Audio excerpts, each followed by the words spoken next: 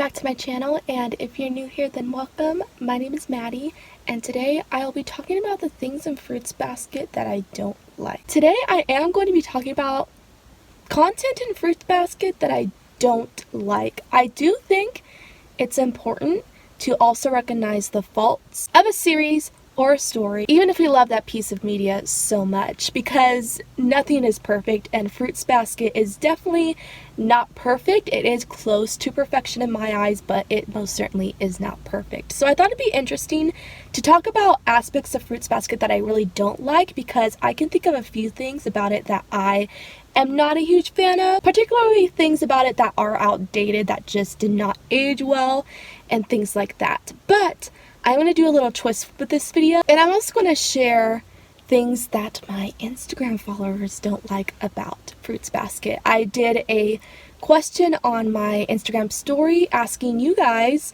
things you don't like about Fruits Basket, and you sent some really great ones, and actually all of these I agree with. Everything mentioned in that question were things that I had thought of, so really I'm just going to be reading off your guys' responses because I agree with all of them. I have one or two things that you guys didn't mention that I do also want to mention that I don't like, but most of these are just going to be your guys' responses. So if I do not reply to your response on my Instagram story, I will most likely reply to it in this video. So why don't we just get started and I'll start reading off your guys' responses. So this one says, Takia couldn't help it because of her hand surgeries, but the constant changing character designs. This one I do understand. So to give some context on this response, in case you don't know what this is talking about, during the progression of the manga while it was running, the mangaka had hand surgery, and that really made it difficult for her to draw. And because of that, some of the character designs are not consistent. Like, the characters look a certain way at the beginning of the manga series, but then towards the middle, they start like looking a bit wonky. And I actually distinctly remember some of the body proportions seemed really off and really awkward. Unfortunately, this is something that happened, but I do not fault Takia for it because it's something she couldn't really help because she had a harder time drawing. I can only imagine how hard it must have been to have to draw when you're recovering from surgery on your hand that you used to draw. And this next one says, Shigure's comments about underage girls. I completely agree with this. In fact, this was the #1 thing that I thought of in terms of something I do not like about Fruits Basket. I absolutely loathe Shigure's comments about underage girls. I absolutely hate the High School Girls song so much. It has always from the beginning really put me off. I've never liked it because he's basically singing about his attraction to high school girls. I don't care if it's used as a joke. It is not okay. And actually the dub of the reboot did include the High School Girls song, and I was really disappointed that they did that because it's really not okay. I don't think any glamorization of being attracted to minors is okay. And I'm surprised we don't talk a lot about how this was not okay. Like I said, I know it was kind of used as a joke, but even joking about this is just not okay. And this one also mentions another thing that is used as a joke that was never okay in the first place, and that is the suicide jokes with Mii-chan in the episode 𝑟𝑢𝑖𝑡 was introduced. Yes, I do not understand why this series would use suicide as a joke. It's very hypocritical because suicide is a theme that goes along with this series. You have several characters who have stated, or at least shown, that they want to kill themselves. Like, there's so many characters who are suicidal, and then you have this character, which is Mitsuru, who exaggeratedly expresses that they want to kill themselves, and whenever they're trying to kill themselves, it's portrayed as a joke. I just don't think you can have characters who are suicidal, who you were supposed to take seriously, and then this character whose suicide is used as a gag. It doesn't make sense to me, and in the first place, you should never have a character who is suicidal as a gag. It's really not okay, and Fruits Basket isn't the only media who has used suicide as a joke. It has been a problem in the past. I don't see it a lot in current media, but Fruits Basket definitely used this, and I never thought it was okay. I think it's something that should have been excluded from the reboot. Totally, I know it goes along with Mitsuru's character, but it should have just been left out.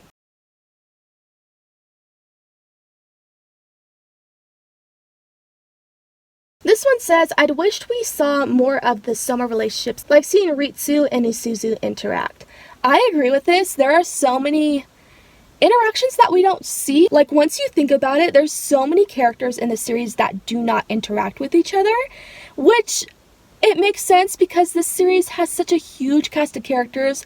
Of course, there's going to be characters that don't talk to each other, that don't have a relationship, so I understand that, but it still would have been nice to see like little glimpses of characters interacting with each other, or little glimpses of a relationship that these characters could have. One relationship that I really wish we could have seen is Tohru and Machi. I feel like they would have such a sweet friendship, and we do know through Fruits Basket and Another, it's kind of hinted at that they do have a friendship, which makes sense because Tohru is such great friends with Yuki. Of course, she's most likely going to be friends with his wife, so that makes sense, but it would have been nice to see that throughout this series, at least like get at least one scene with them interacting. That's all I need. This next one was interesting. It just says the fandom. So for the most part, I don't agree with this, but I do know where this is coming from. I feel like with every fandom, no matter how big it is, there's going to be toxicity in it.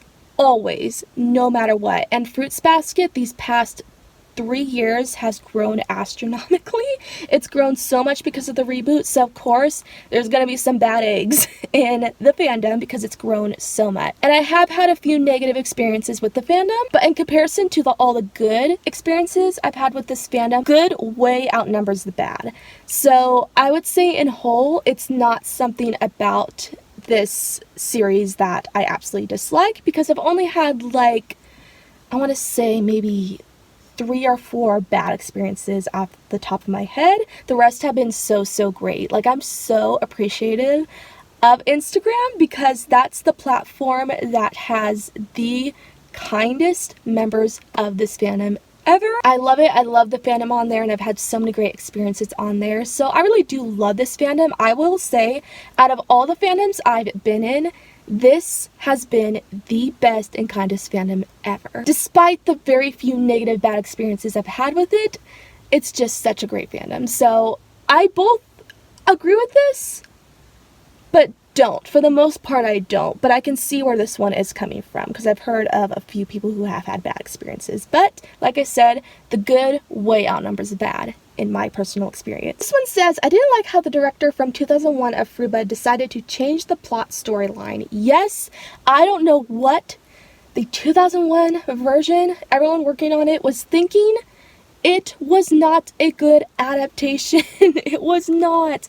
I don't think any director should change an adaptation from its original source so drastically. Like, I get that the manga was not finished at the time. I understand.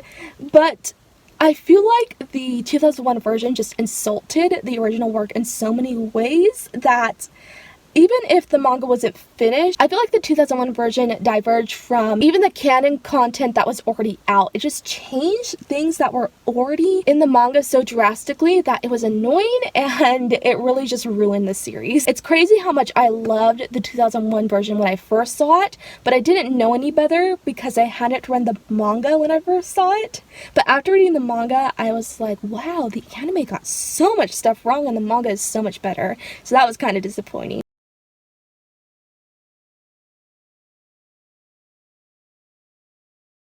This one was one of my original thoughts while list coming up with things I don't like about Fruits Basket, and that is that we hardly got to see interactions between Kyo and Tohru after becoming a couple. This was so disappointing.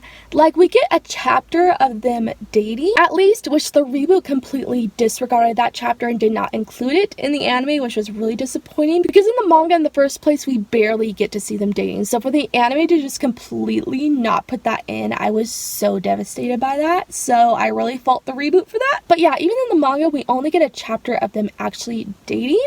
And I will say that so many stories do this, so many romances do this, where once the couple actually gets together, that's the end of the story. And it's like, no, I want to see them dating. I want to see their domestic life so bad. We've gone this far on their journey of them finally getting together, only for the story to be over, and that's all we see. We don't actually get to see them be together when we've been rooting for them this whole time, and that's something that does happen to Kyo and Tohru, which is really sad because I know so many people really want to see them actually together and happy together, and that's just something we don't really get in the manga. I will say though that I think the reason that the Kyoru epilogue in the prelude movie is happening is because Natsuki Takaya and of course probably the anime team too has seen how many of us really want to see Kyo and Tohru actually together and married. So I think they heard us on that, and that's why they're including the epilogue, which I'm very, very thankful for. And hopefully the epilogue will be able to satisfy our need to see Kyo and Tohru actually together and married and all of that. So I'm really looking forward to that. I'm really happy that exists. But it would have been nice in the first place to see them actually together. That's something I really, really wanted once I finished the manga, and was really disappointed when we didn't see that. This one says, I wish Komaki appeared in the anime. From what I heard, she was quite important in the manga. So for those of you who don't know who Komaki is, she is Kakeru's girlfriend, which Kakeru mentions his girlfriend in the anime, but she's never shown. Whereas in the manga, she is shown. She is in one chapter. I believe it is only one chapter she's only ever shown. I didn't absolutely love her character, so it wasn't a huge loss for me when she wasn't in the anime, so I can't really relate on this one. But I do agree a little with this comment. She is important in the manga in terms of Kakeru's backstory, which part of his whole backstory we don't see in the anime, and that's because Komaki does not exist in the anime. They just left that part out altogether, which was disappointing because this certain part of Kakeru's backstory is why I tolerate him, because most of the time I actually don't like him. He's just kind of too eccentric for me, but I actually like this part of his backstory, and it just was not in the anime. So I gotta say, I'm not a big fan of anime Kakeru, but I like manga Kakeru more, because in the manga we see an important part of his backstory that adds kind of a sensitivity to his character and really contributes to his growth, and Komaki has something to do with that. But Komaki as a character in and of itself, I wasn't a huge fan of. Like, she's kind of funny. She has this crazy obsession with meat that is really funny that I can really relate to. But other than that, there's not much else depth to her, so I didn't absolutely need her in the anime, but I can understand why people would be sad about this. This one says, I didn't like how the animal transformations became less common as the series went on. This is something I've also noticed, that towards the last 75% of the series, the animal transformations just stop. We don't see the 𝑘yoru transforming anymore, and it's funny because as the series goes on, every single time I forget that they can transform into animals because we don't see them transforming anymore. Like, I forget that the main premise of the series is the fact that they transform into animals when they are hugged by a member of the opposite gender. And so that really proves that the animal transformations just kind of cease as the series goes on. But I will say that them transforming into animals isn't like the major message of Fruits Basket. It more so just focuses on the characters' mental health and their individual character development. And I guess the animal transformations don't really contribute much to that anymore as the series goes on, but it would have been nice to be reminded that yeah, they do transform into animals, because over time I just forgot that they do because we just don't see it anymore. This next one says, the age difference between Kureno and Arisa, when they met she was still a minor. This one I do kind of get, because yeah, when they met she was still underage. But it doesn't bother me too much because they didn't get together when she was still underage, although it leads me to wonder, had they not been forced to be apart, would they have gotten together when she was still a minor? I kind of think that would have happened based on the fact that they so wanted to be together when she was still underage. So that's also something to take into consideration. Like, what was the intention here? What was Kureno's intentions? It seemed like he really wanted to be with her right away, but he only couldn't because he had to stay with Akito. But at least things worked out and progressed in the way that they were together when she was an adult, because Tohru, and that includes her friends, were 18 when the series ends. But you gotta also consider the intentions of Kureno. But I don't want to believe that he would be like that because he is such an amazing character. And he's so kind and compassionate that I don't want to believe he would put Arisa in that situation, but the feelings were strong right off the bat. So that's also something to consider. But for the most part, it doesn't bother me too much. This one says, I didn't like Yuki's voice at the beginning of the 2019 show. I like how it got less quiet later. This I love. Let me tell you why. because a major part of Yuki's character growth is him growing more confident. So my theory is that his voice was so quiet at the beginning of the series because in the beginning of the series we see him as having a lot of lack of confidence in himself. But as he starts growing more confident in himself, his voice becomes more louder and clearer. So the progression of his voice being so soft in the beginning to it gradually getting more louder and clearer as the series goes on is symbolic of his character growth. And that's why I actually love how quiet he is at the beginning because of that fact. So I don't mind this at all. So this next one says, couples that have a 10-year age gap, Katsuya and Kyoko. I don't know about Shigure and Akito's age gap though, but still sus. So I expected to see Kyoko and Katsuya in one of these responses, and I got them in a few responses. I have shared my viewpoint on Katsuya and Kyoko, and that they don't bother me too much because I feel like the age gap situation between them was written well. And I have said I don't mind controversial topics in media as long as they are written well and done in a way that doesn't glamorize the nature of the content. And I don't feel like Kyoko and Katsuya's relationship is romanticized personally, which I can go into long detail about, but that would probably make for a really long video. I have made an Instagram post though on the reasons why I don't think they're romanticized, so if you want to take a look at that, I'll see if I can link it in the cards. I think I can, so you can understand more of my viewpoint on them.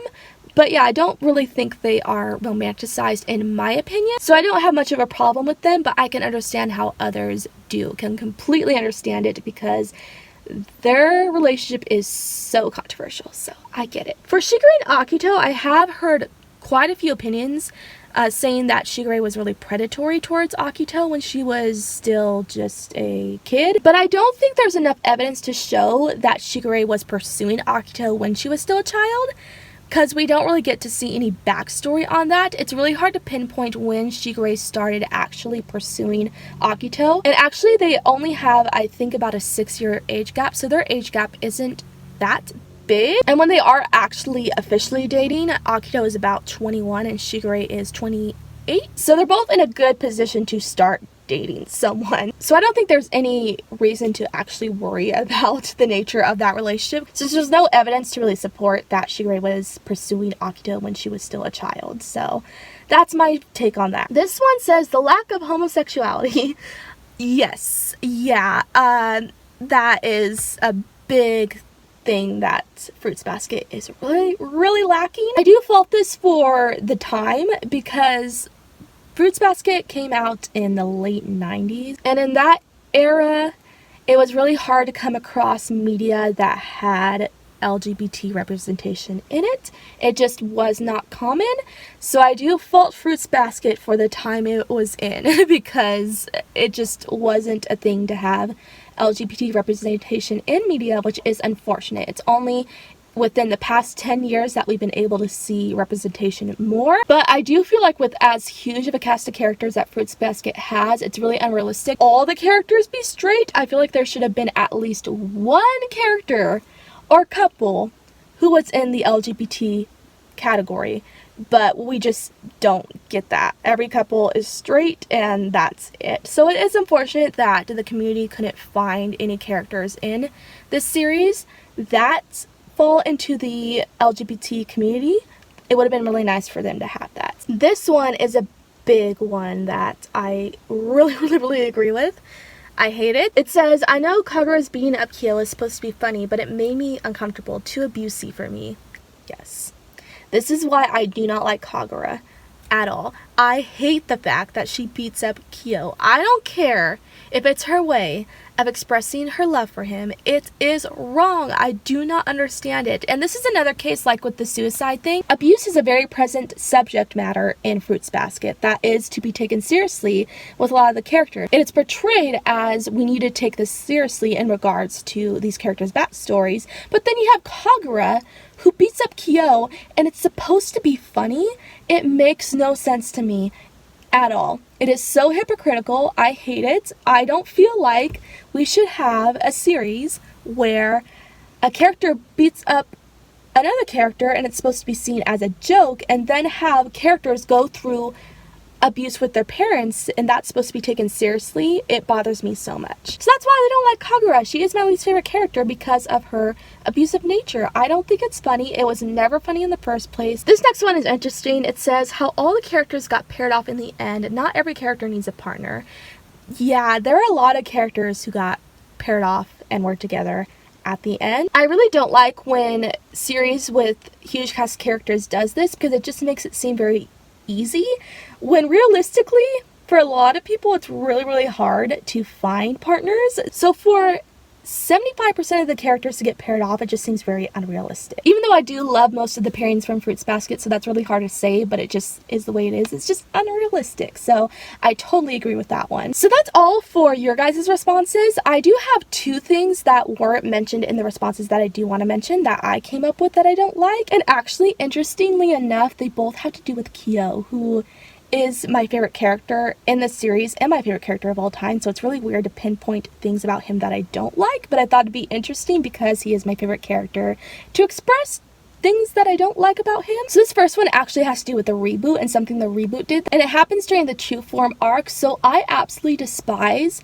how during the True Form arc, it's when Tohru is trying to approach Kyo in his true form, and Kyo in response just whacks her and she goes flying into, I don't even think that was a river, like the water, the puddle of water at the bottom of the hill Kyo is on. I hate that. I do not understand why they had to make Kyo so aggressive in that part, because so many people who were anime onlys with the reboot saw that as Kyo being like really abusive when he didn't even do that in the manga. In the manga he does hit her, but at least he does not throw her off the hill. I feel like that's a lot worse than him just kind of whacking her. It's still not okay that he did whack her, but keep in mind that he was going through a panic attack at the time and wasn't thinking straight. So I don't entirely fault him for that. But I think the anime portraying him as like whacking her and just yeeting her off of the hill was a bit too much. Too over-exaggerated, did not need to happen, was not necessary, and it was also really unrealistic for Tohru to fall into a shallow body of water unscathed. Like, she just pops up and is totally fine. Like, she should have gotten a concussion, she should have been knocked out, and she just pops up totally fine. Like, how? That water was so shallow, it makes no sense. So I hated that so much. I don't know why the anime decided to over-exaggerate that scene so much. It makes no sense to me. Like, it shouldn't have never happened. So this last thing does have to do with Kyo's character. I feel like at some points Kyo can be very misogynistic, and I'm not a huge fan of that. It only happens a few times. The major time that I can think of when I did notice this is when Yuki, Tohru, and Kyo are walking home from school and it's raining, and Kyo is like drained from the rain and he's not having it because he doesn't like rain. And Tohru in response is trying to help him, and she's like, why don't you share my umbrella with me so you don't have to hold yours? Because he's so tired that she's like, maybe it's too much for him to hold an umbrella. And in response, Kyo is like, I could never have a girl hold an umbrella for me. And I'm like, why? That comes across kind of offensive. Like, why is it so wrong for a girl to hold an umbrella for you? It makes it seem like he sees women as inferior, and I don't really like that. Like, I kind of understand why he would think that way, because he has been so sheltered, so I think there's a lot of things about the world that he does not understand, including social cues, but I feel like he should be better than that. So I've never understood that part of his character, and I could think of a few times where he has been misogynistic, and I don't love it. But then there's also other times where he like is shown to respect women. Like you said before, he doesn't like fighting women, and I take that as because he doesn't want to like hurt them. But in turn, that can also be a clue that he thinks women are inferior because they're not like capable partners to fight. So I don't know, it can also be taken that way, but yeah, I kind of don't like that about him. However, that is so minuscule to all the things that I do love about him. So not to say that I will ever hate him because of this one thing that he's kind of shown to be. There are so many other things that I love about him. But his misogyny is something he really needs to work on for sure. So that is it. All the things about Fruits Basket that I don't like, and also me responding to some of the things you don't like about this series. So I thought this video was really interesting and was something I really wanted to do because I like exploring things that I don't like about the series and stories that I love. Let me know things about Fruits Basket you don't like, if you agreed with me or the Instagram responses on any of these. I would really like to know. And I guess that's it. I hope you guys enjoyed the video. If you did, be sure to like, comment, and subscribe for more anime related videos and book related videos. And if you'd like to follow me on social media, those links will be in the description box, and I upload every Tuesday and Saturday, and I'll be back really soon. Bye!